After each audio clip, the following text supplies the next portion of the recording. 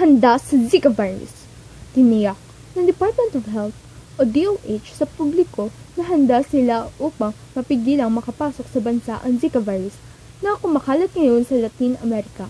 Ayon sa tagapagsalita ng DOH na si Dr. Lyndon Lisoy, may mga nakahanda na silang paraan laban sa naturang sakit.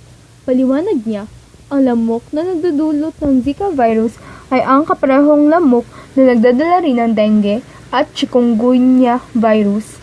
Dahil dito, pareho rin aniya ang sistema na gagamitin ng kagawaran para mapigil ang Zika virus. Ikinuwento ni Panisoy na noong 2012 ay nakapagtala na ang DOH ng isang kaso ng Zika virus sa bansa, ngunit hindi na ito nadagdagan simula noon. Nabatid na ang Zika virus ay nagdudulot ng brain damage sa mga naaapektuhan nito. Sa ilang kaso sa Latin America, ito rin ang hinahinalang sanhi ng physical at mental effects ng mga sanggol. Ito po si Harley Nicole Labog, nagbabalita.